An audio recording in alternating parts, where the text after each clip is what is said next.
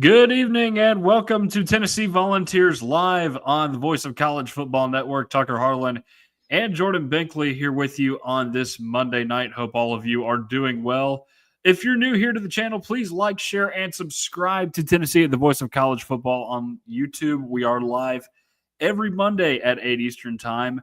Would really help us out a lot if you guys subscribe to the channel. And it helps you get close to all the great Tennessee football content that you enjoy. Even if you are an Ohio State fan, which I noticed a lot of our subscribers in this past week are. So for all you Tennessee fans that happen to be watching us tonight, please share it with more Tennessee fans. That way we don't have Ohio State fans just climbing all throughout our videos. If you're an Ohio State fan, subscribe to the channel. I still love you for subscribing, but they were all over that Legend Bay video.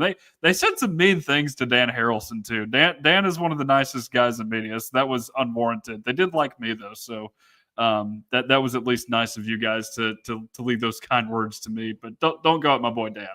That's not very nice. But hope you all had a wonderful weekend. It's been a pretty fun day here in the world of Tennessee athletics. Vols beat up on Rutgers earlier today, 85-60 in basketball. Rutgers is not a good basketball team, but glad to see that Jacoby Gillespie went for 32 points, and obviously Nate Ament going for 20 in that game as well is pretty fun. Real test is tomorrow night against Houston, though. That should be pretty fun to watch, and Feast Week is always a very fun week, not just with college basketball, but of course football too. You've got rivalry weekend right around the corner. It's crazy that we're already here. We say it every single season, but the season goes by way too fast every year.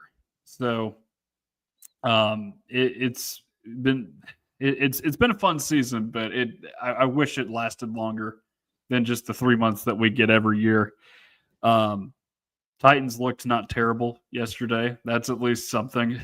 they're competing again in the world of the NFL. So no, it's been fun. It's been a fun weekend, and we're going to talk more about that in a second. We have a lot to discuss on this show tonight, by the way. I did not expect this to be as busy of a news week as it has become. But we're going to talk about it all for you here on the show. And we're going to start actually with a story that came out today. And it's kind of sad because this is a part of it. It's a ritual at Tennessee football games. It has been for as long as the program has been around.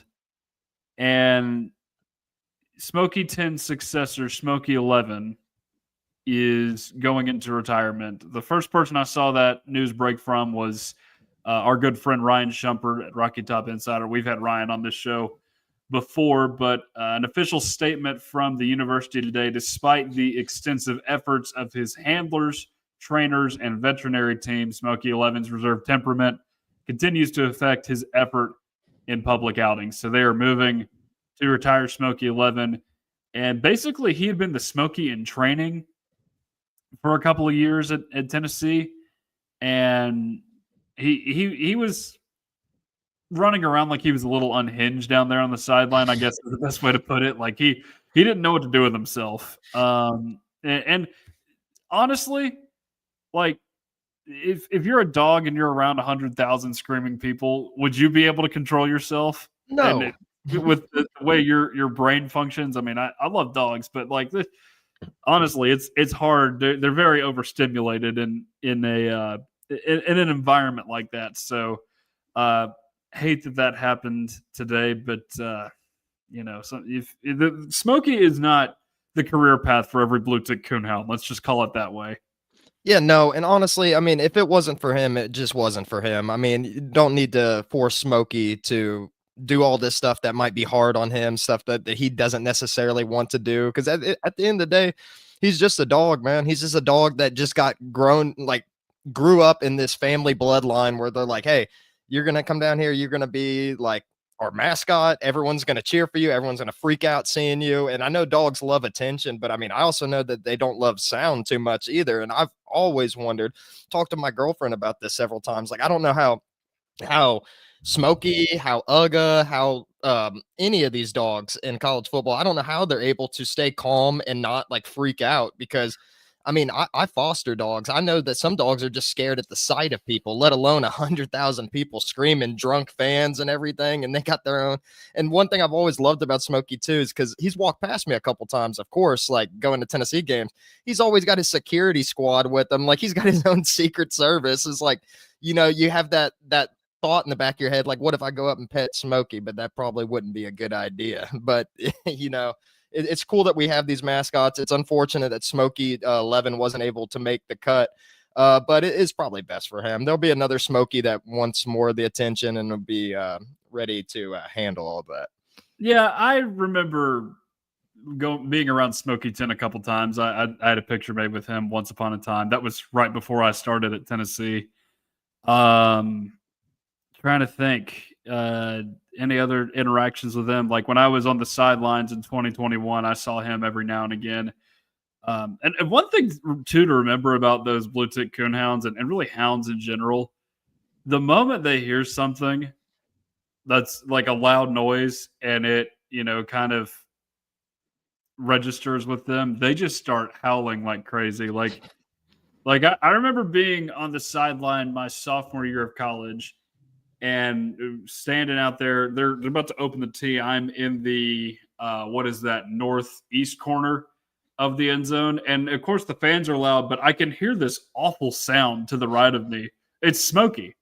They like, because if you've never been around these things, because I remember, because Jordan, you'll know this, in downtown Franklin, there's that little what they call 5 points where like the roads meet the you got Fifth Avenue down there, you got Main Street. It's just south of the square in Franklin. I saw this lady once down there. She had 3 of those things on leashes. Dang.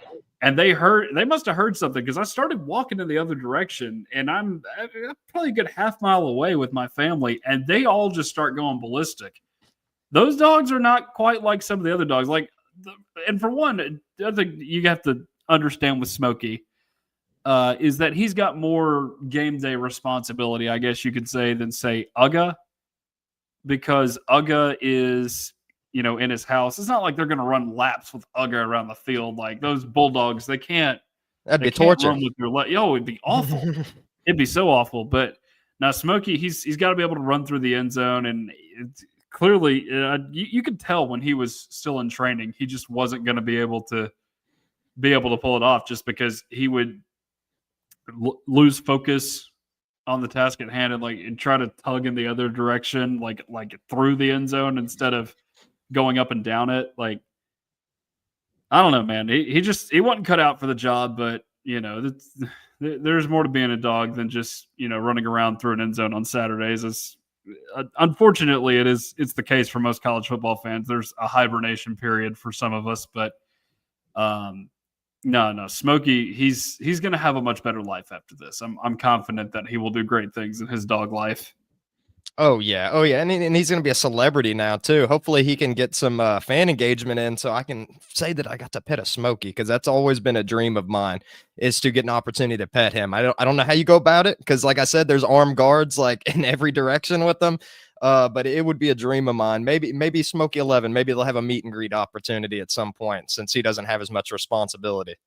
I don't know if there will be, man. You're probably gonna have to wait till Smokey 12, but it's all good. They're all the Smokies. They kind of run together a little bit after a while.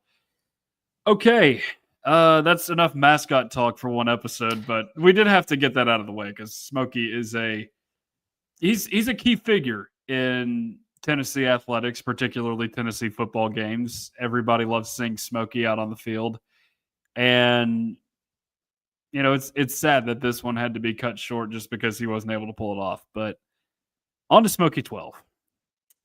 So, you may be aware, Tennessee won for the first time in Gainesville, Florida in 22 years this past weekend. They got it done 31-11 against the Florida Gators. And I have to go on a little bit of a rant here for a second, because my Twitter mentions have been blowing up. And I get it if you're a Florida fan and you're, laughing at me for, putting out some celebratory looking stats over a win against a 3-8 team. That's completely fair. no one would ever celebrate a win over a 3-8 team at Tennessee if it was anybody other than Florida, just to be honest, or Alabama, maybe Georgia. Even Alabama, I don't know though. I think it only Yeah, extends to Florida, really. yeah, just because Tennessee is so cursed down there for so long. But it's not just the those people that have been in the mentions. Like there was this other guy in there last night. He was like, one, it's moronic to say that Josh Heupel has to compare Josh Heupel to Robert Nealon, which I was not doing. I was just saying, they have both gotten a winning record over Florida in their first 5 games against Florida. That's not something that has happened with other Tennessee football coaches in the past. There have been several that have had that opportunity. None other than Heupel and Nealon have taken advantage of it. That's not saying that Heupel is anywhere near Nealon. So he called me moronic for it. That's, for one, that's uncalled for. That's just taken out of context. 2, he referred to Heupel as a sorry sack. I'm sorry, a 20-point win over Florida, something that many of us have been begging to see for over 2 decades, qualifies Heupel as a sorry sack? Really? Hey, and on top of that, I think, Jordan, I think these people, they're just upset because they had this whole thing in mind where Tennessee's going to lose this game. They're going to fall to 7-4. They're not going to be motivated for Vanderbilt. And suddenly you just start planting the seeds to fire Josh Heupel. That's what I sense going on here with some of these people. Well, I think a lot of people just aren't used to Tennessee getting this done. I mean, it's 3 times in the past 52 years that Tennessee's gotten a win in the Swamp, and then they finally do it. Heck yeah, Tennessee fans are going to be happy because there's always been some kind of curse that is just held over Tennessee's head where they just can't get it done against Florida. And it's not, yes, they're a 3-win team, but it's different than that. I mean, there's been times where Tennessee, and we've said it over and over and over again on this podcast, there's been several times where Tennessee's had a better squad than Florida, and then Florida would pull out some magic and win. So Tennessee winning this game sets a precedent for the future and hopefully change the trend because, like, as I said on the postgame show, I'm no longer as scared as I once was playing Florida because I felt like this was something hanging over Tennessee's head for so long that they needed to get this done to change the tide. Now, we'll have to wait and see if that ends up being the case. It might be harder to build up momentum against Florida considering that Tennessee won't be playing against them every year. But I think this is a great sign for the program, for the fan base, and get everyone excited. And people calling Josh Heupel a sorry sack or whatever. That's just rude. I mean, completely uncalled for. Georgia, Ole Miss, and there's one other team I can't think of off the top of my head right now, but those teams beat Texas. Yeah, they beat Texas, and they only lost to Georgia by like 4 points. And I don't hear anyone saying Kirby Smart's a sorry sack or anything like that. I mean, come on now, man. I mean, Tennessee needed to get over this hump, and they did it. We won't be talking about as much about Florida now that this has been done. I mean, it's still going to be a big rivalry, but I think things have changed, and I think that Tennessee can start hanging up some wins against Florida now that they got that monkey off their back. The other thing I've noticed is some people are just salty over the fact that Josh Heupel did not go out and score more in the second half and just kind of took his foot off the gas. Admittedly, I was a little disappointed in the moment just because, Vietnam flashbacks in the Swamp, man. They're very real. The PTSD is there for Tennessee fans. Battered ball syndrome. It's there. You've seen the nonsense happen in the past, but no, you look at how that second half was managed. Florida's running the football, and they're taking too much time off the clock. And Tennessee's, you're playing with a 31-point lead as opposed to a 1-point lead that they were playing with in Fayetteville, Arkansas last year, where you can't be doing that. There's a big difference. So I think you have to go into it with that frame of mind. And you're having success running the ball in this game, too. That's something important to remember. So, yeah, I wish we could have seen Tennessee score more in the second half. But in retrospect, it's not like a fireable offense. There's like, oh, Josh just doesn't have the killer instinct in him. He's not going to keep scoring points in the Swamp. It's a 20-point win in the Swamp. I would have been happy with a 1-point win in the Swamp. Yeah. A lot of you would have been happy with that. 100%. And then Josh Heupel taking his foot off the gas, I don't think is necessarily a bad thing because, like you've said, I mean, there's been some voodoo going on in Gainesville for a while now. I mean, you start feeling too good about yourself, you start throwing passes that get intercepted, and then the game completely changes. So yeah, Tennessee Tech took their foot off the gas a little bit, but they played what they needed to win the game, and that's ultimately what you want. And a 20-point win, that is a blowout in my book. I mean, Tennessee controlled the game through and through. I mean, you just got to be happy with a win at the end of the day, especially when you've only gotten 3 in the past 52 years. Like, can't be getting like that. I understand Florida fans being upset because they're used to winning, and then like something happens and they end up getting 20 piece in their home stadium. Yeah, I wouldn't like that either. The same way that Alabama fans didn't like it when things started to change for them, and then they started tapping out a little bit more and started being more disinterested in their team because they weren't winning national championships every year. Florida, I mean, they should take it as respect that Tennessee fears them as much as they have and everything, and just be thankful that it lasted while it did, because I think things are going to be changing here in the next few years. All right, so I guess we could just talk takeaways from this game real quick. I know we talked a lot about this on Saturday, but Jordan, what are your main takeaways from Tennessee's first win in the Swamp in over 20 years? Well, like I said on the podcast, I like seeing some of these guys like filling in the roles and then just doing well. Like I thought Ethan Davis, I mean, he had the most receptions on the team for the game. I thought that he looked good out there, and Tennessee's going to need him for the next couple of years. I mean, they didn't get a tight end in the 2026 class. You got to assume that Kitzelman's going to be gone after this, so they need. That's not true. They got Luka Wolf, oh, they did? European prospect. Remember? Oh, I forgot about him. Yeah, the guy. Yeah. I forgot about him. Not exactly an upgrade from Carson Snead, though. Yeah, I don't know. I don't know really what to think of him playing in like NFL Europe or whatever. I just don't know if the competition translates. I forgot about him, to be honest. Thank you for correcting me on that. But like, yeah, Ethan Davis is going to be Tennessee's guy next year. And it was good to see him get some quality reps out there, make a couple of good grabs. It was nice to see Tennessee's rushing attack bounce back after it kind of went quiet for a couple weeks. I mean, I think, you run the ball effectively, you can really control the clock, you can control the game. I really liked what I saw from Bishop out there. And, Aguilar didn't do anything too crazy, but I thought that he played efficiently enough to get the job done. And sometimes that's all that you need. And then the 200-yard streak, it continues. So, I mean, my biggest takeaways from the game is good to see some of these young guys get in, see Tennessee not mess things up, to like not get too many penalties, to not have too many mental errors. I think Tennessee played a clean, not very flashy football game, but enough to get the job done. And I'm happy to see it. Yeah, that's a good point that you bring up about a more disciplined game than what we're accustomed to seeing when Tennessee goes on the road. Penalties not really a problem, and then you don't turn the ball over at all. I'm in agreement with you on the young guys. You mentioned Ethan Davis. The other two tight ends, Brame and Van Dorselaer, did get in the mix. DeJuan Morris at running back getting in the mix. It kind of had to with Peyton Lewis being out of this game. So good to get all those guys involved in the game. So a couple other things that I saw in this game, the defense. I mean, really good to see the defense come out and play a complete game.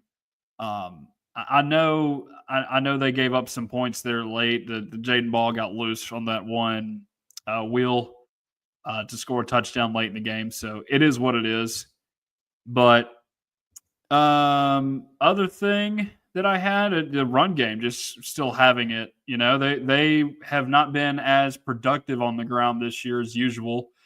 But you come out and you rush for 248 on the ground. So good for Tennessee for being able to do that in the Swamp, a place where they sometimes run the ball well. Like I know they did in 2015, but so good for them. Tampa Ball's got a couple of questions here for us. One of the last drives of the half seems like Heupel called straight run plays like the end of first half in Georgia game. Okay. No, if you're referring to the end of the half in this game, a part of me doesn't mind it just because they were able to get whatever they wanted to on the ground. And it's, in a closer game, I think that stuff really matters. But you have a 6-point swing at that point. So I know, Florida, we know how it goes in Florida sometimes. They can come back and unfortunately beat Tennessee when Tennessee has a double-digit lead down there, but you had gotten up and up at that point, so I don't mind it as much there. And I said it during the game, like, yeah, the play clock, or excuse me, play calling late in the half and situational football management, it can be concerning for this team. I don't think it was as much in this game, even though you managed to you didn't manage to score a touchdown there, but you do kick the field goal. You get a chip shot, get well within Max's range. So I guess that's at least good. Also did that, I think, after Joey's fumble recovery, 3rd and 17. Yeah, it was a massive run. That one is interesting. I do remember that because you go with a run on 3rd and 17, which is a little funky at that point. Maybe you're trying to score another touchdown fast there. And it's 3rd and 17 and you've been backed up. So maybe that's something you want to consider. But I don't mind it in retrospect that since he picked it up, maybe Heupel just knew what he had going on the ground and just wanted to keep doing it, I guess. Because if you're having your way on the ground against somebody, you should by all means use it. It's what happened in the Arkansas game. Like, Joey was not overly productive in that Arkansas game, I didn't feel like. And it was a pretty similar day to that in the Swamp as well. Like, you saw him throw a little over 200 yards in this game, but he didn't. He just didn't light the world on fire because he didn't need to. Yeah, I mean, I think if something's isn't broke, then don't fix it. I mean, and we saw how the Alabama game turned out right before halftime. I mean, throwing an interception like changed the whole dynamic of that game. The last thing that you want when you're already up against Florida and already controlling the game is to have a costly turnover that changes the momentum and gets the fan base back in there, because you definitely don't want to do that in the Swamp. I didn't really have a problem with Josh Heupel running the ball right there. And I can't remember where they were at on the field during that one play, but I mean, to be on Josh Heupel's side for this one, I mean, maybe they thought that a pass play wasn't going to work, that all the ones they had drawn up, they didn't think they could play it off. I mean, at least could get a couple of yards and pin him deeper on a punt at the very least, but I can't remember where at on the field that was at. So I don't know exactly if that was the case or not. But I'm not I wasn't upset seeing Tennessee run the ball right before half. I don't, and it didn't really affect the game's outcome at all either. So I mean, that's a good thing as well. Yeah, and I think it's important to remember. And he mentions the Georgia game here, and Oklahoma and Alabama were instances of it as well. But the fact that it wasn't a close game, I think, absolves Heupel a little bit from some criticism. Had it been, say, I don't know, 28-17 at that point in the game instead of 28-0 when Heupel's just running the ball there late in the first half, then I think there is more room for criticism because you are kicking the ball to Florida to start the second half. So I think that's a big part of it, just knowing the situation, and you're up 4 touchdowns at that point. You are that's a point in the game where I don't mind the whole playing with the lead and being more conservative type thing from Josh Heupel. I know there was still a half of football left, but when Florida came out and just started running the ball, I was like, okay. If they keep running the ball and even getting like 7 or 8 yards of carry on first down, they're not going to be moving down the field quick enough to score enough points to even try and get close to tying the game, just because it's going to run so much off. And that's what was happening. Like, they had the ball, it felt like, a lot of the second half, and they just weren't able to capitalize. And a big part of that problem is their receiver depth is just non-existent right now with all the injuries. So that's one thing to keep in mind. But good win for Tennessee. Good win for Tennessee. I think you do right a lot of wrongs with that win in the Swamp, but there is still more ahead, and we're going to talk about that later on in the show with Vanderbilt coming to town. But do want to look around Tennessee's schedule real quick from this past weekend. I'm not going to spend as much time on it as usual, just because none of you guys want to hear how Georgia did against Charlotte or Alabama did against Eastern Illinois. Tennessee's non-conference opponents went 2-2 this week. The 2 winners, New Mexico State over UTEP 34-31. You had ETSU getting it done against the Citadel 28-26. The other two games, USF beating up on UAB 48-18. There was a stabbing incident earlier in the day for UAB. Like one of the players stabbed two other players, and I think at the team breakfast. And the player that did the stabbing was Gerald Mincy's brother. Really? Yeah, I looked it up just to see if there was relation between the two because I didn't want to make any assumptions at that point in time. And I looked at UAB's roster, scrolled down to Daniel Mincy, and looked at his profile. Said he has a brother, Gerald. So, yeah, Gerald Mincy's brother involved in that. He played at Kentucky last year too with his brother. So, really unfortunate that happened. And I think UAB was even flirting with the idea of calling off the game just because of that incident and, getting it in your head and kind of ruining the product on the field. But USF able to get a big win for Alex Golish. We'll see how much longer he is at USF. Just if somebody happens to come calling here in the next few weeks, which seems like a very real possibility. The other non-conference game, goodness gracious, Notre Dame 70, Syracuse 7. Notre Dame had 3 touchdowns before Syracuse even touched the ball. I hate it for Fran Brown, man. I think he's a good coach, but he's just been dealt a tough situation this year. That's not at all on him.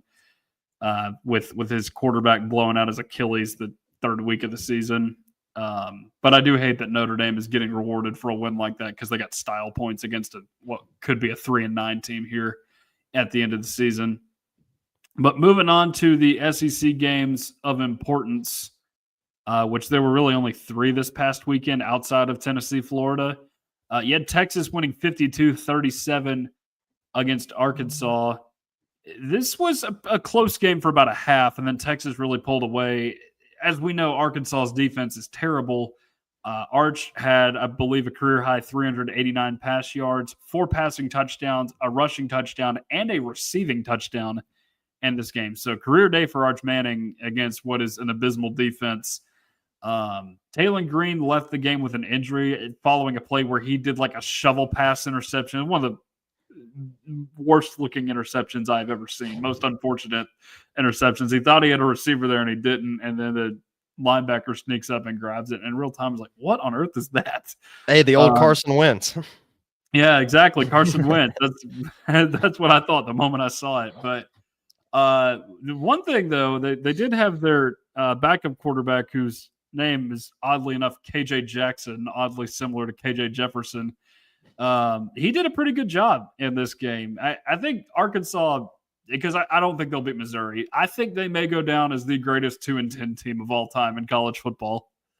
Yeah, I mean, because I thought Arkansas looked good at times during this season, but I mean, I don't know. They can't string together wins, it's seemingly, but yeah, it's a shame for Arkansas, and like you said with Syracuse too, I feel bad for them too, man. Like, because I think like with the right quarterback in the system for Syracuse, like they can run some things in ACC. I don't know if they could be one of the upper echelon tiers, but it was pretty impressive what they were doing to Steve Angeli before he went down, considering that they already had the nation's leader in passing the year prior, and for them to replicate that until the injury, I mean, it's just unfortunate. But yeah, a lot of unfortunate teams this season, man.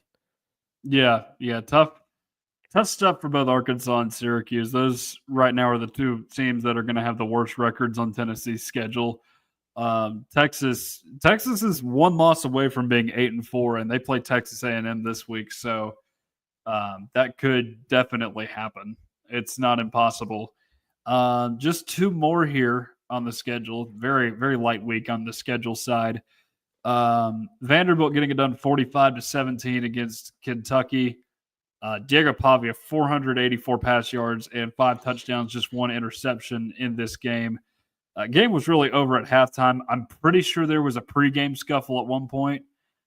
Kentucky fans still outpopulated Vanderbilt fans, which is, it's so funny to me. Like, all these Vandy fans are like, we've manufactured this great home environment. It's very intimate. It's a 30,000 seat stadium there that they got at Vanderbilt, but it's just like, really, guys, you're still getting outpopulated by visiting fans. Like, the care for Vanderbilt football, I know it's more than what it once was, but overestimate our self-importance just yet. Like, and I get it. They got a good team this year. Heck, they might even beat Tennessee next week, but it's not going to change anything. There still are just not anywhere near the number of Vanderbilt fans as there are Tennessee fans. That is a significantly smaller number of people.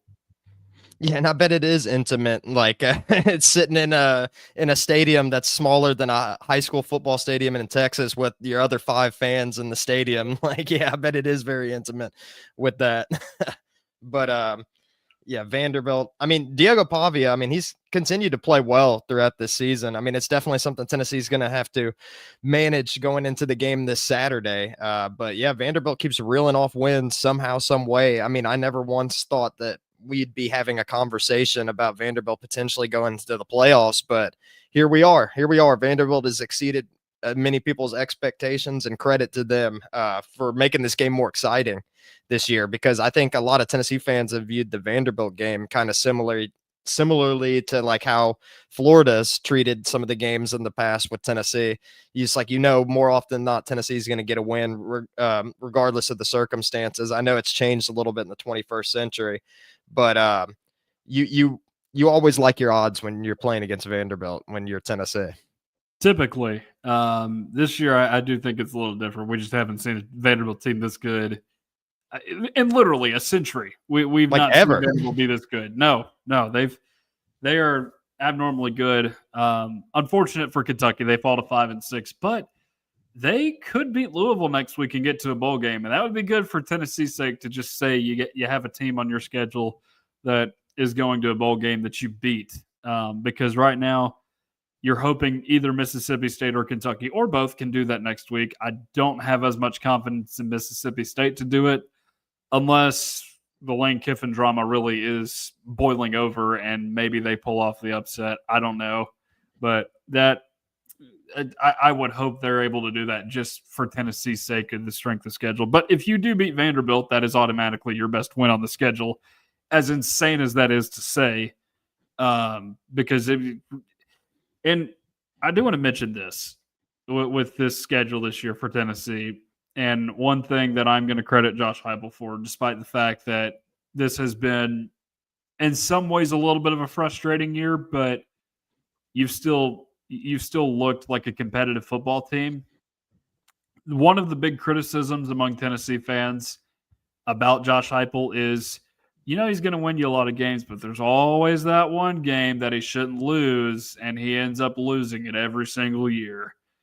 There's not going to be one of those this year, honestly, because, depending on what happens in the Iron Bowl this weekend, and depending on whether or not Tennessee wins this weekend, if you lose this weekend and Alabama wins this weekend, all of your losses will be to teams that won 10-plus games.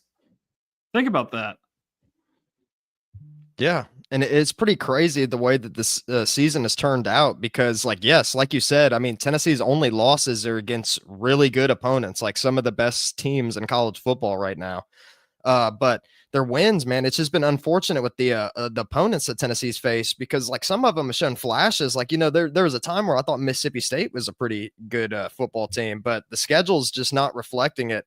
It's a weird season because Tennessee doesn't really have any quality wins per se. I mean, I guess it would have to be between Florida, Kentucky, maybe, or and you're talking about like some pretty bad teams here. But I mean, thankfully Tennessee, they avoided disaster scenario of going 7-5 this year, which I was starting to think was going to be a real possibility after the Oklahoma game. But thankfully, Tennessee was able to get the job done in Florida, hopefully get the job done at Vanderbilt. And like you said, if they get that win over the Vanderbilt, as odd as it sounds, it will be Tennessee's biggest win of the season. And a lot of bragging rights in that game. Quick little bonus round here for you. Washington blowing out UCLA over the weekend. I think that was 48-13. I don't have it written down anywhere, but there was a hilarious fake field goal try in that game that just completely blew up in UCLA's face and went the other way for a touchdown. UCLA now 3-8 for the season. They got USC left on the schedule. They could be 3-9 to end this season with Nico. And I I have to be careful how I say this because I don't want to make it sound like it's funny to rob charities, but there is a report floating around out there that UCLA had to steal money from like a charity out in LA to fund Nico's $1.2 million that they bought him for from Tennessee, which is messed up. And it goes to show you like why you should not like that family and UCLA for doing that. Also, that's very messed up. If that is true, I mean, it may not be true, but I've seen that rumor floating around online. I don't know if it's confirmed, if it's a confirmed report or not, but messed up stuff out there from UCLA. Butch Jones, by the way, losing 34-30 to Louisiana Lafayette. He had one of his infamous meltdowns. I don't know if you saw this, Jordan. He was screaming words I can't really say on here, but They caught it on tape. oh yeah, it was filmed. Him walking off the field. He's Well, not let me write changed. this down. I gotta see this. He has not changed. I'll send it to you. I have this saved somewhere, but he's not changed since he left Tennessee. He still rages out all the time.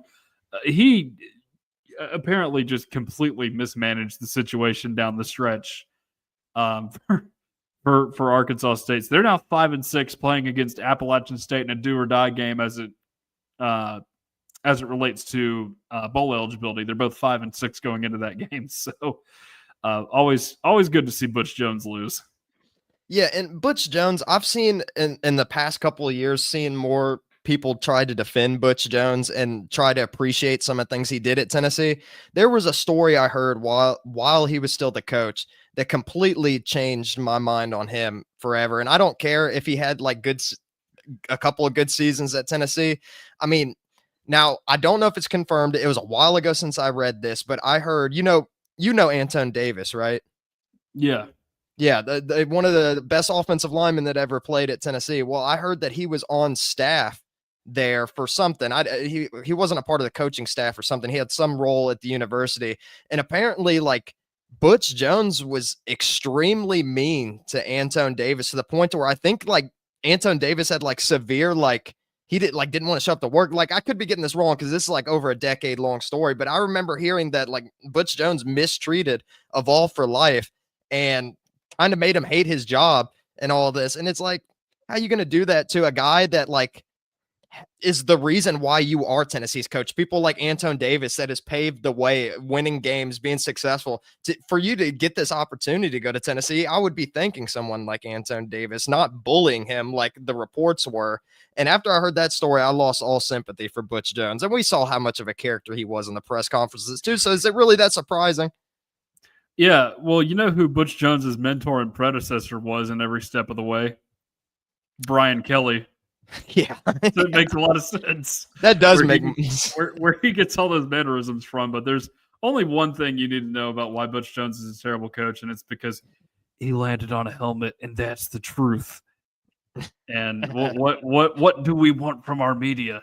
Yeah, that whole thing's a mess. That and the championship of life, which I think belongs to Stanford now. There was a guy from, I think, AL.com that tracked it ever since he said it 9 years ago. And if you're tracking it, like where it's changed hands, like the team who beat the team because Vanderbilt beat Tennessee after that quote was said. And then Vanderbilt lost to somebody the next year. So they've just been tracking where it's been changing hands, and Stanford has it now. So riveting stuff. Not a good look.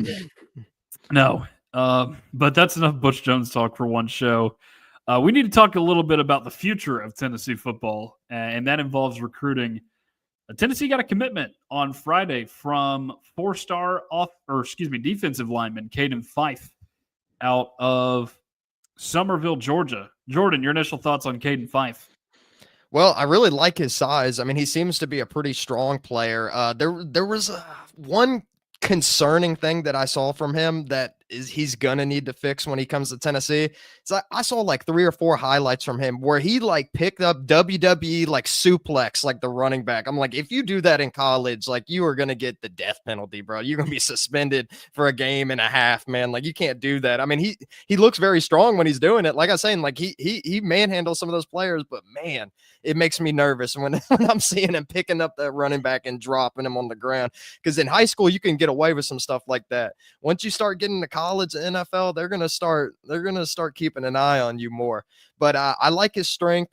I like his size. I think he could be quicker. Like he's listed as a defensive end for his team currently. I don't think that he's going to be an edge rusher at Tennessee. I think he's going to be more of an interior defensive lineman. And I think that he could excel there with the right coaching and everything. I think he's still somewhat of a raw prospect. Needs to work on some of the things that we've talked about with some of these other recruits in the past, like pad level and things like that, being more aggressive towards the end of plays. But ultimately, I think he's got potential to be a good player at Tennessee, depending on how the coaching goes for him. Yeah, so there are a couple things I like about him as well. One, I think his first step is very good. I like that. He's able to get into the backfield quickly. I'd say the run stuffing is the best part of his game. There's some pass rush stuff involved in there, and then there's him beating the double team here and there appearing in his highlight reel. And again, what I watched and I think what was available was his sophomore year highlights. So again, 2 more years of high school football to improve upon this stuff for Caden Fife. There were some things that do worry me just a little bit. Number one is that he is far and away the largest man on the field every time he gets out there.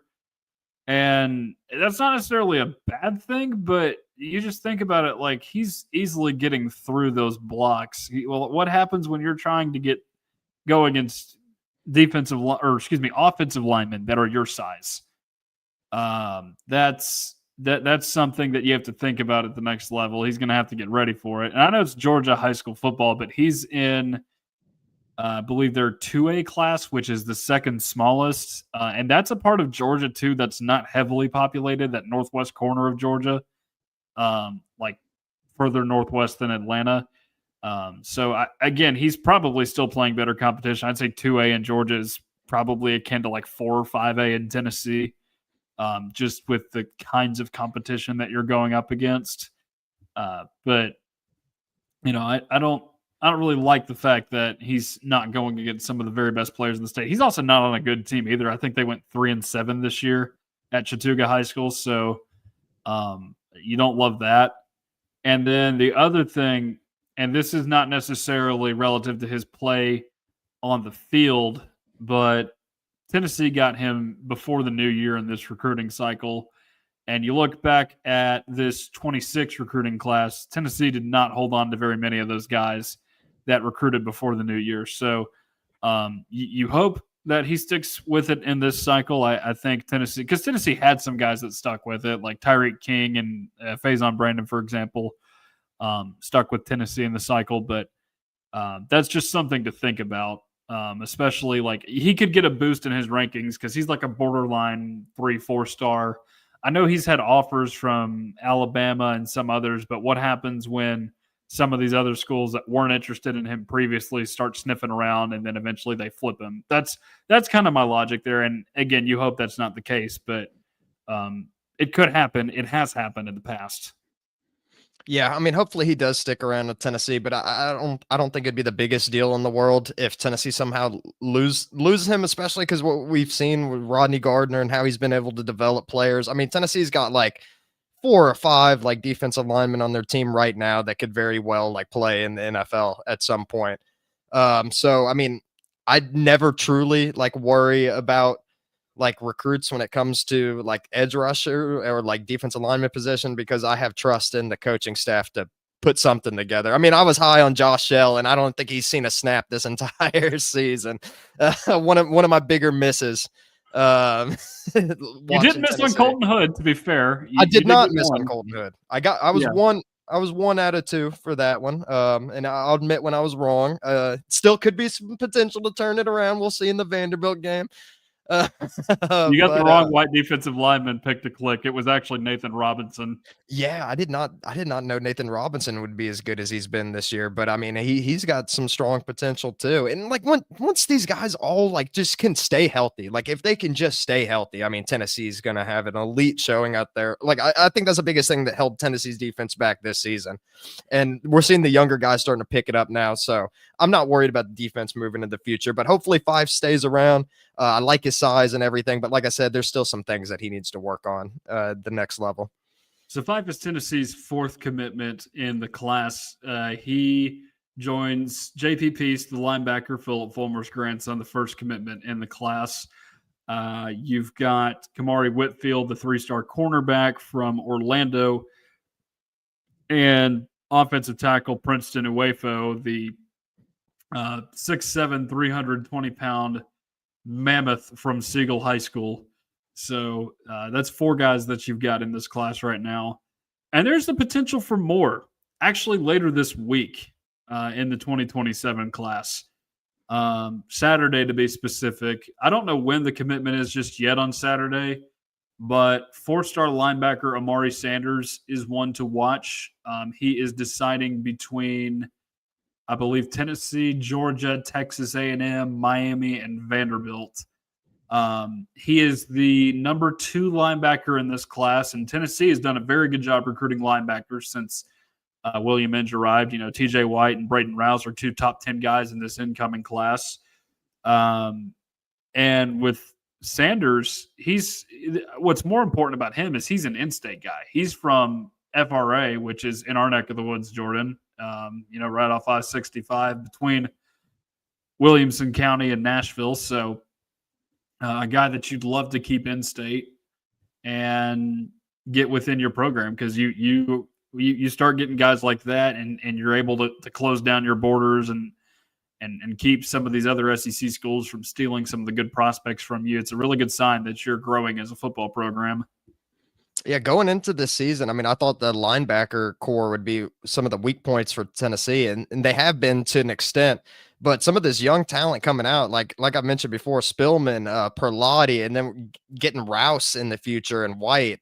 I mean, Tennessee can keep stringing along these players together, man. I mean, you go from saying that Tennessee's defense is a liability to this team to being one of the strong points, which is what we expected going into the season. That ended up not being the case.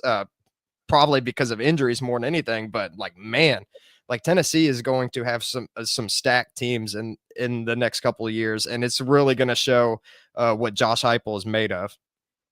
One more commitment date for you to keep in mind. This is actually next week. It's a 2026 commitment, actually, and that is Jordan Carter, the 4-star. Let me pull it up here. 4-star defensive lineman, defensive end. I forget which. Let me take a look. And is he related to Jalen Carter by chance? I don't think so, because he is from Georgia, though. He's a defensive end from Douglas County, Georgia. He's 4-star. He was committed to Texas A&M originally, but he decommitted actually the day he visited Tennessee for the Oklahoma game. I believe it's Auburn, Texas, and Georgia Tech who are fighting for him at the moment with Tennessee. Haven't seen any updates on him visiting Auburn and Georgia Tech. Georgia Tech has turned it on in recruiting lately, so you have to figure they would be at least somewhat of a contender for him. And who knows, maybe Auburn is as well. Haven't seen as much on the Texas front. But December 3rd, by the way, that is early signing day, so that's a pretty big day for that reason. We will see if there are any flips on that day. It's not as common to see guys do that nowadays as it was, say, 10 years ago, but you never know. You could get a nice surprise in the portal, or not portal, on signing day. You do want some surprises in the portal, though. Yeah, and Tennessee's been doing a good job with the portal too, and I think they'll continue to do it.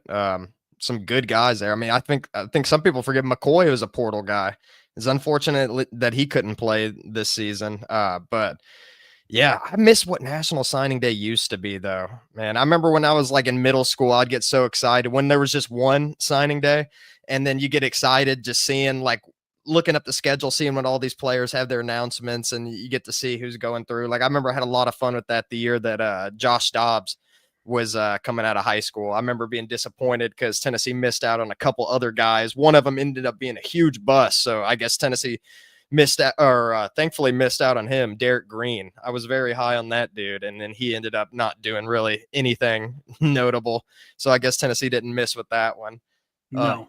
And there was like a quarterback too that I think that I can't remember who it was, but there's a quarterback I really wanted from that recruiting class too. But Dobbs ended up being just fine. Yeah. You'll take what you can get with Dobbs' career at Tennessee. But that's all we have on recruiting for this week. The only other two guys that I'm kind of keeping an eye on are Micah Smith, the offensive lineman, who's committed to UCLA, and JJ Finch, the defensive lineman, committed to Alabama, who's from Indianapolis. Maybe those guys will flip. We shall see. Not much time between now and then. So we'll monitor those guys as we move forward. Let's just put it that way.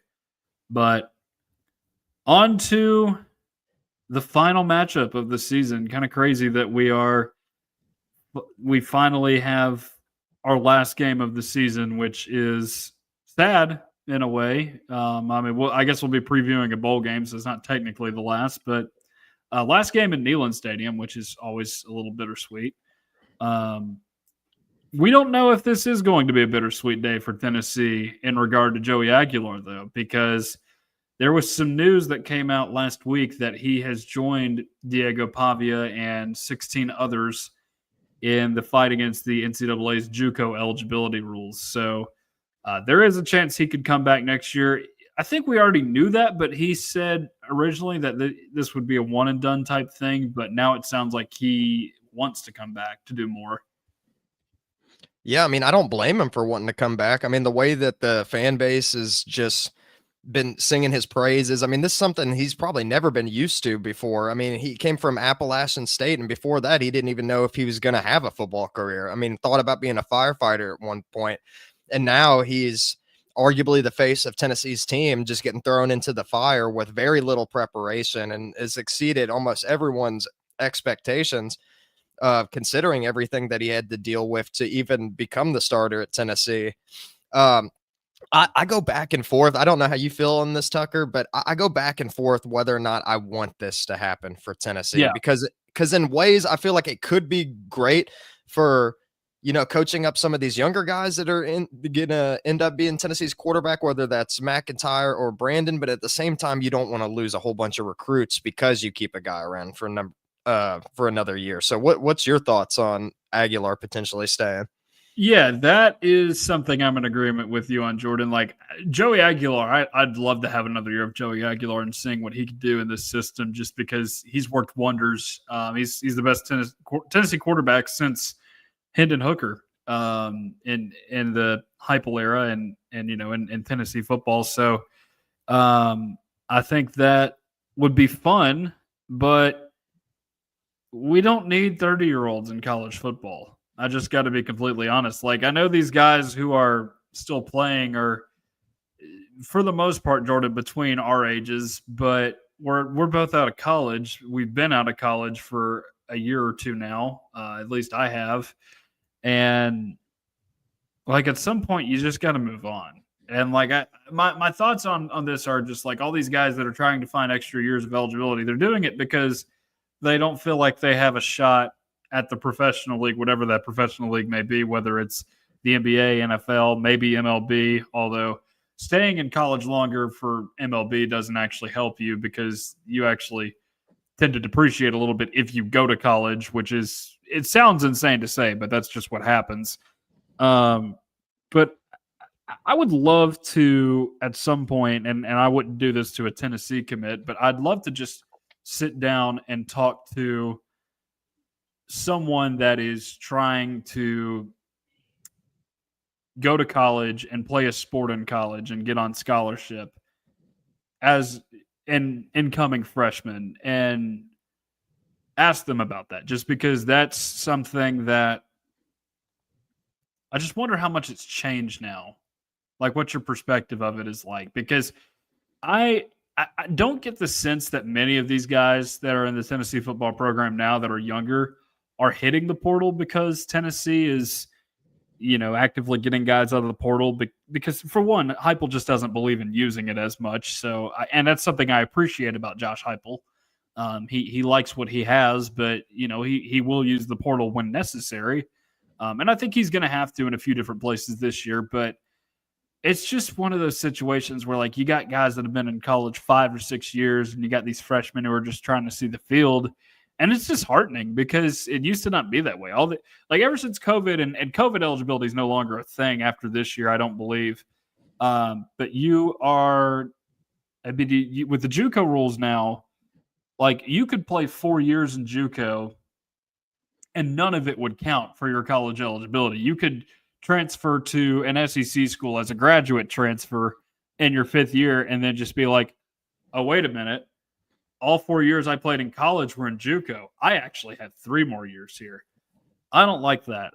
And it's actually even worse in basketball right now because there are NBA G League players who are like 23 years old trying to class back down to college, which is super messed up. That's way more messed up than JUCO. So I get it. You want the money for playing college sports. I mean, you have to call it like it is. These people are employees now.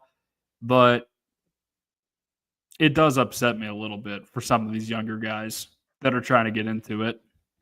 Yeah, I mean, I feel like it's taken some of the opportunity away from these younger guys. And you got to imagine it's probably even harder now for walk-ons to make it. I mean, credit to Deshaun Bishop for everything that he's been able to do for Tennessee. But I mean, you got to think not only is some of these incoming freshmen getting some of their opportunities taken away, like the walk-ons, like I just said, and like I love Joey Aguilar. He's been a great, phenomenal piece for Tennessee. I think that if he came back next season, he would be even better than he was this year because he would know the offense better. He would have better relationships with the receivers, which Tennessee's receiving core is going to be scary in the next couple of years. So I think there could be some dynamic connections there. But at the same time, like you want these other guys to have opportunities. I want to see what Faison Brandon can do and what George McIntyre can do. And I don't want that to be potentially to be robbed because Joey Aguilar wants to stay another season. But as far as his decision goes, I don't disagree with him wanting to do that because like you said, you mentioned the money. He could potentially get a couple $1 million or at least $1 million that he wouldn't otherwise would have by staying another year, which could help out his family tremendously and all this other stuff. Also, as great as he's been for Tennessee, I don't think he's an NFL quarterback yet. And if he wanted one more year to maybe like fix some of these issues that he has, then maybe that could be good for his career. And we've seen some of these older guys start to pan out. I mean, Bo Nix has been having good seasons with the Broncos now, and he was an older guy coming out. I think you're starting to see now that a lot of these young guys are not really ready for the lights when in the NFL, and they need a little bit more time to develop. So that's where Joey Aguilar could come in and potentially be a decent player, but I don't think he's an NFL talented I don't think he has the talent to play in the NFL yet, but maybe with another year, Tennessee could. But I just hope that recruits don't start going scrambling and trying to transfer out because if he ends up staying at Tennessee. Yeah, I think the problem we have, and this is not just limited to college football and one aspect of college football, you see it in multiple sports. There are multiple Pandora's boxes that we are in danger of opening. The JUCO rule is one of them. We almost saw one in the spring with Zakai Ziegler wanting a blanket 5th year of eligibility, suing the NCAA for it. And that was one of those instances where I was like, I like Zakai. I appreciate his contributions to Tennessee in basketball, but I don't want guys to get a blanket 5th year of eligibility. Like, come on. I wish I had more years of college to figure out what I wanted to do with my life. A lot of people do. Like some people would love a free 8 years just to figure some things out in life going forward. So, it gives you more time to figure things out in life, I guess. But the thing is, they're getting paid to do it. The average college student is not. And I think that's an important thing to remember. And then I see it even too in like, for example, in college basketball, we're in Feast Week. 2 of the greatest Feast Week tournaments the Maui Invitational and the battle for Atlantis are in jeopardy of potentially falling apart here in the next few years because you got this Players Era Festival in Las Vegas that keeps growing every single year because of NIL benefits.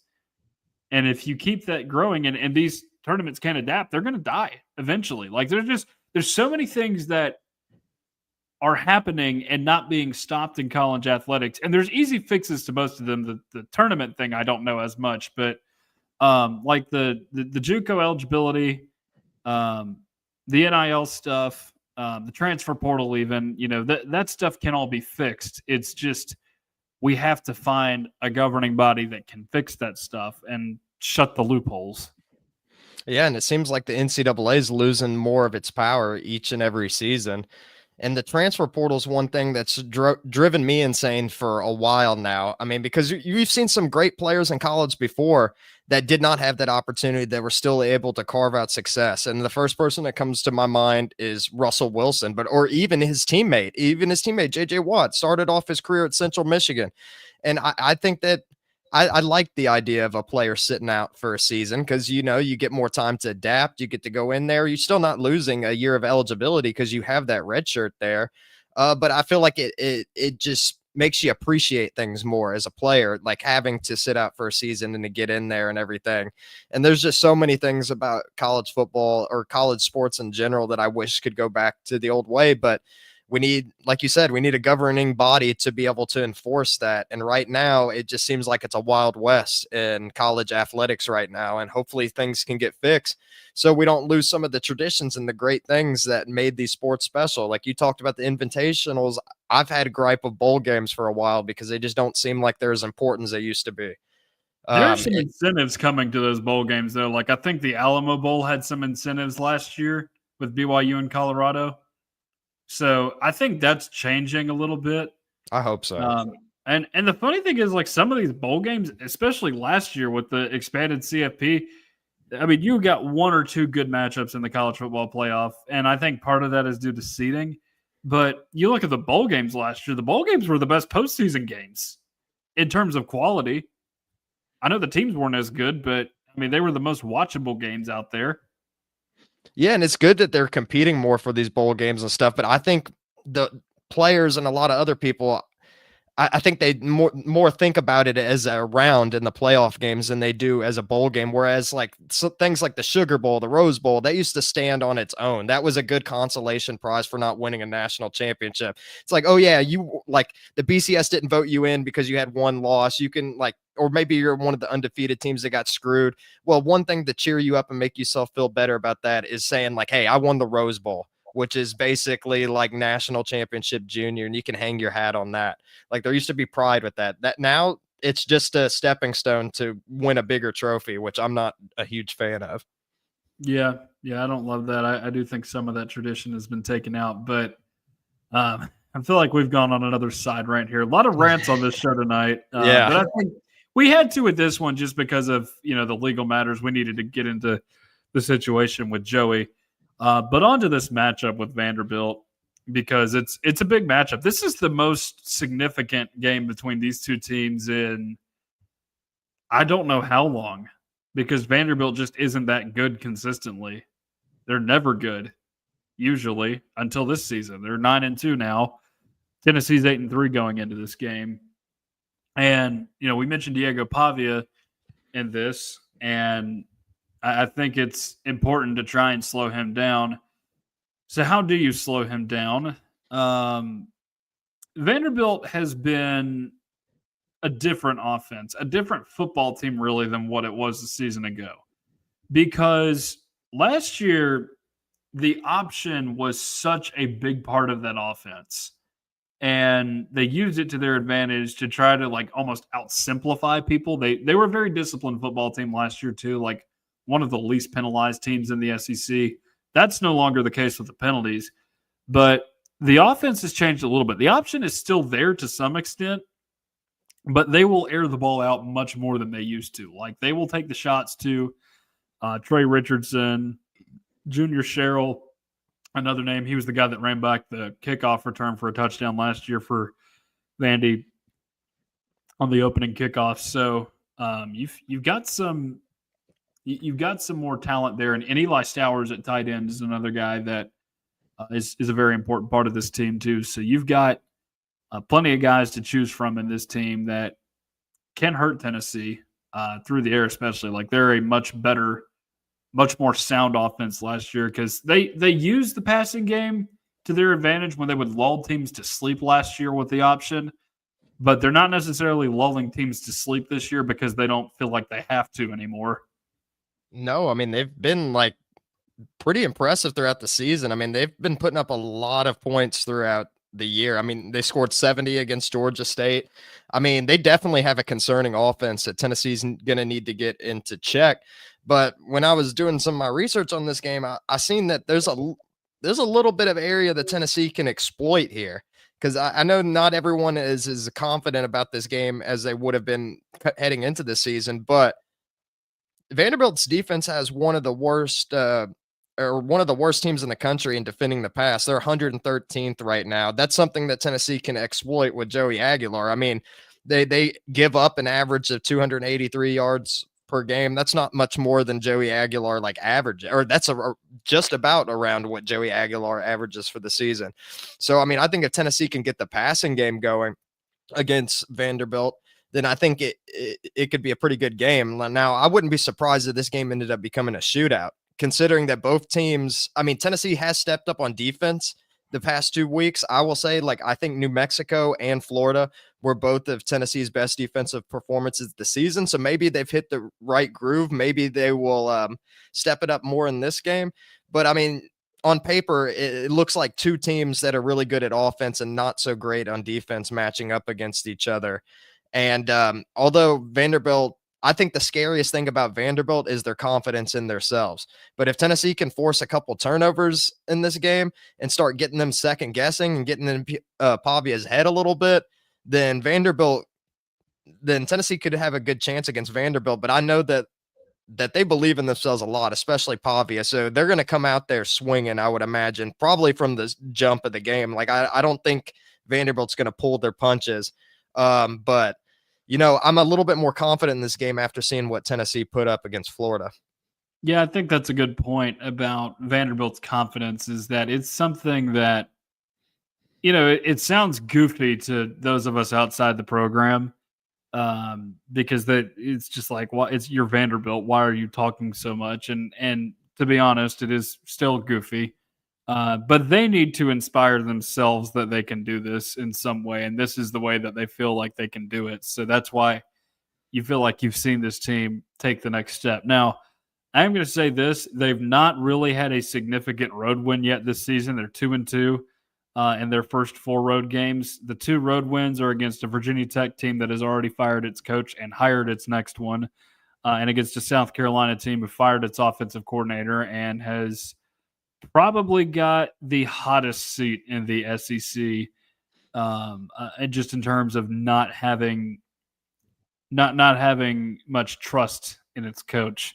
The 2 losses are, of course, to Alabama, who Tennessee lost to, and then to Texas on the road, who may be an 8-9 win team as well. But I think it's important to consider the passing game here as an area that Tennessee can exploit them, just because I really don't know if they have seen a better receiving core than what they're about to see this weekend with Tennessee.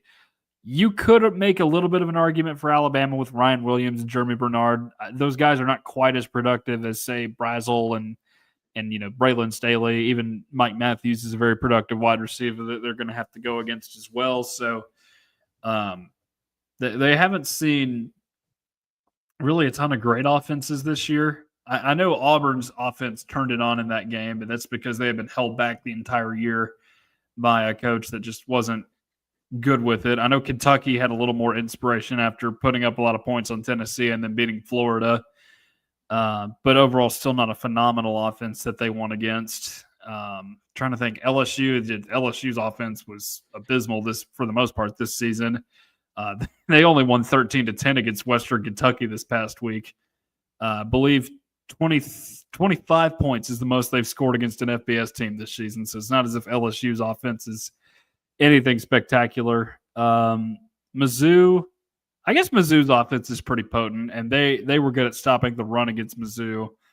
And that's one thing that does worry me a little bit about this game is like if Tennessee can't get anything going on the ground, are they suddenly going to be able to focus a little bit more on the pass? So that's one thing I wonder about a bit. But again, they've not seen a passing attack like this for much of the season. Yeah, I will say if Vanderbilt does shut down Tennessee's rushing attack, then it could be a huge problem this Saturday. Because I don't know if Tennessee can just go out there and just run an air raid offense and try to win, just throwing. Like, I think the passing attack could be a big key for Tennessee winning in this game, but not solely relying on the pass. I think that would be a nightmare situation for Tennessee because, I mean, up until like the Florida game, I mean, the couple weeks before, I mean, Aguilar was starting to turn over the ball more and starting to show some of the concerns that we were told to worry about heading into this season. Don't want to get in a situation where you have to throw yourself to win. I think a good balance between the run and the pass would be good for Tennessee. They got to get something going in the run game. I don't think they need to run for 200 plus yards or anything to get the win over Vanderbilt, but they have to have that option on the table or Tennessee's going to have turnovers that they shouldn't have, and then it could cost them the game. Yeah, you can't afford any turnovers in this game because Vanderbilt's offense is good. Now, Tennessee's defense has shown signs of improvement the last few weeks. I mean, even going back to the Oklahoma game, I thought they played a pretty solid game. Just you weren't able to generate enough offensively to win that game. But you look at the last 2 weeks, they've done well against New Mexico State and Florida. Not that those are good offenses, but you haven't done well against good offenses at times this season. So you need to be able to do that this time around and just try and not turn the ball over so you don't put your defense in those precarious situations because we've seen Tennessee turn the ball over a little bit this season. Thankfully, not in the swamp. Yeah. Because if it had happened in the swamp, then you know that will be an issue for Tennessee going against the Gators. But what will Tennessee do to address Pavia's dual threat? What will be the strategy? Force them to throw? Seems like their offense is much better than last year's team. I agree. It is a much better offense just because they're able to air the ball out a little bit more. Like we were saying earlier, they're lulling teams to sleep last season, which was part of the reason why they had success. They don't feel like they have to do that anymore. They can throw the ball a lot more effectively. Now, Tennessee's corners, they're going to have to keep up with the Vandy receivers, not as if Vandy's receivers are like, say, the Georgia wide receivers or the Alabama wide receivers with Bernard and Williams out there. But you're going to have to be able to run with those guys. I'd be curious to see if they try to put a spy on there, like maybe, Arion Carter's spies on Pavia the entire game just to try and disrupt the flow. They don't run the ball nearly as effectively as they did a season ago. I think their best 2 games this year were LSU and Virginia Tech right now on the ground. Like outside of that, they didn't run the ball that much against Kentucky either. Like they only had maybe 60-something rush yards in that game. So, I mean, again, part of that is they feel like they can air it out more. They want the style points because they're trying to play for a college football playoff. So, I think you do have to put a spy in there on Diego Pavia just because you know what he can do with his feet. Maybe try to force him to throw, but your corners have got to hold strong, I think, is the big thing. And you got to tackle well in this game. Yeah. Also, too, I don't want to act like I'm a coaching expert or anything like that, but I know if I was playing Madden, like during the times when I've had to face off against Lamar Jackson and stuff, you spread those defensive linemen out. You spread them out, try to because he can escape the pocket and he will run with it. But you want to have those defenders out there setting the edge, try to keep them inside if possible. And then hopefully the linebackers can clean up the dirty work if they need to. But spread that defensive line out so there's not as much room for him to run. Maybe you could bait him into some interceptions right there. Maybe like if you're sending pressure. I mean, that's the one thing Tennessee does have going for them is their pass rush. They could get under his skin a little bit, but Tennessee just can't let him get to the next level each and every play because, I mean, Pavia is a threat running the football. And I always get nervous when Tennessee has to play against quarterbacks that can run. But I think Tennessee can do a good job at shutting that down just by spreading their defense out a little bit. And then I like how Tennessee's corners have been better the past couple of weeks. I think that they can cover Vanderbilt's receivers effectively enough to stop the pass a little bit. But yeah. Yes, so the last time Tennessee played a running quarterback, it was John Mateer, and he had some success on the ground, particularly in the second half. You do have to remember, though, Arion Carter was not healthy for most of that game. He played, I think, maybe a possession or two. Didn't play that much against Oklahoma, though, so that may have been a big reason why they were able to do it. Maybe they just didn't have Spillman spying because they didn't think they needed him to, but sometimes it's like the pass rush would get home, Mateer would step up, and all of a sudden there's like 20 yards of green grass in front of them. So you got to think about that stuff in this game with a quarterback like Pavia. All right, score predictions. Do we have any? Ooh, well, I think this is going to be a shootout for sure. I don't know if it's going to be like record-breaking performances out there. Off the top of my head, I'm thinking 42-38 Tennessee. I think Tennessee gets the job done. I think it's going to be hard to play in Neyland. I think that Vanderbilt, from what I saw earlier today, Vanderbilt's won 3 times in Neyland since 1975. You know the crowd's going to be after it in the game. I think it's going to be a close one where whichever team scores last is going to be the one that wins this game, is what I think.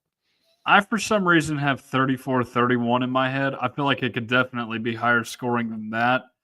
The last couple times Vanderbilt's come into Neyland Stadium and won, one of those was Butch Jones's first year, where James Franklin told the refs to challenge the spot on the 4th down where they stuffed Austin Carter-Samuels, and they gave it to him. And they ended up beating Tennessee 14-10 because that Pat Robinette sneak. That and Dobbs did not have a good game. That was Dobbs' first year where he was very much thrown into the fire after the Worley injury, and I guess the Peterman injury too, but not as if Peterman would have been better that year for Tennessee at quarterback. And then the last time that Vandy won in Neyland Stadium, Vanderbilt was not good that year, but that was also 2 games after Butch Jones had been fired.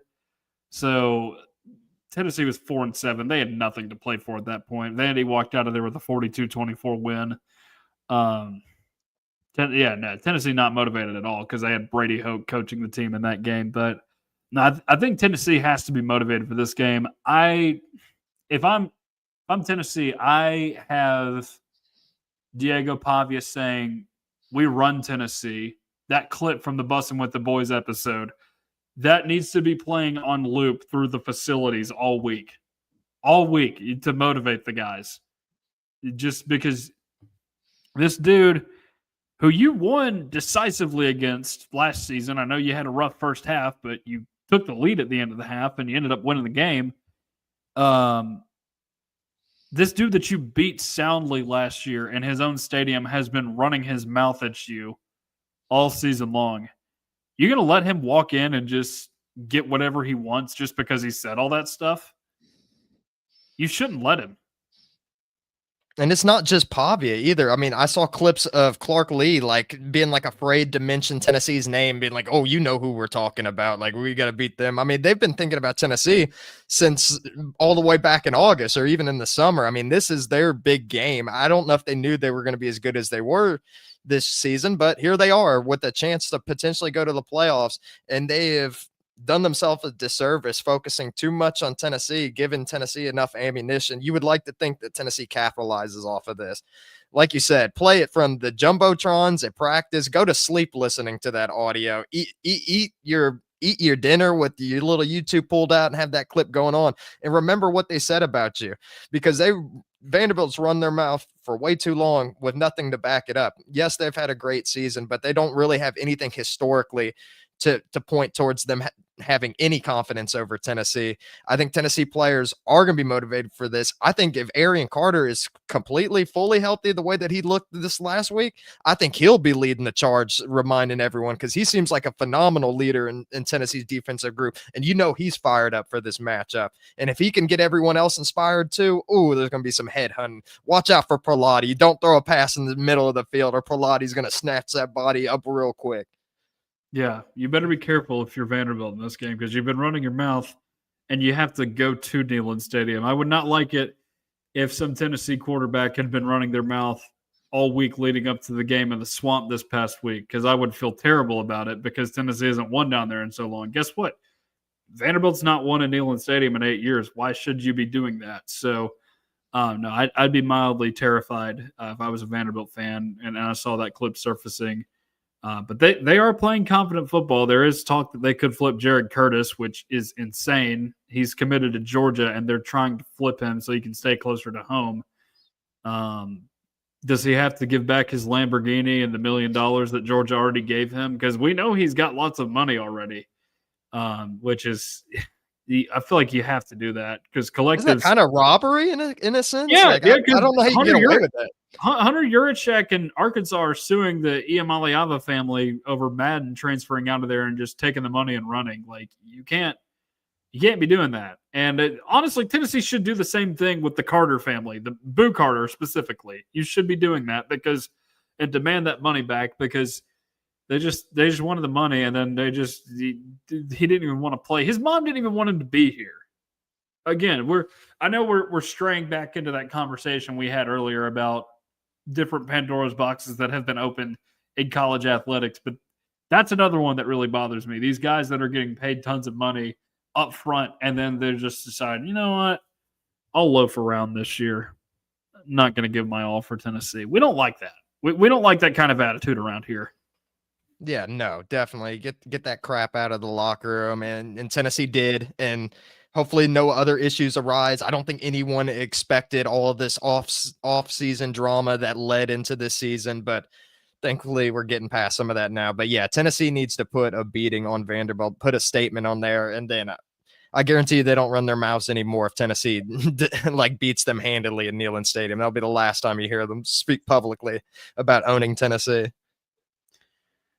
All right, Jordan, that's about all I have for tonight. Is there anything significant we missed? I know we caught the late breaking news at the beginning of the show with Smokey being retired. Yeah, I wanted to say, it's unfortunate we lost a former Vol for Life recently, and DeAndre Johnson, and I wanted to just shout him out and everything. Because, it's hard, like seeing someone pass away so young. I mean, prayers to the family and everyone else involved in his life. Just wanted to bring that up because I felt like he deserved a little remembrance on the show. Yeah, gone too soon, man. A lot of teammates were mentioning it. I know Cortez Sapp, Jerome Carvin was another one. I think Batuli may have said something online too.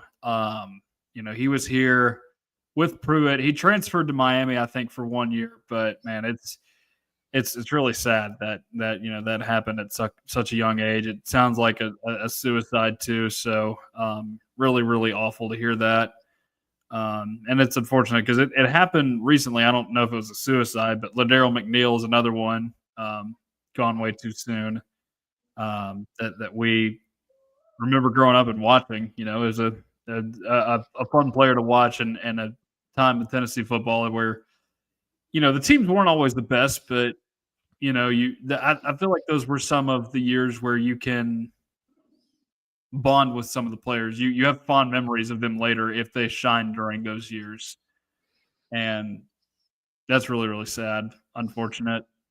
Hate to end the show on a bummer like that, but I am brought that up, Jordan.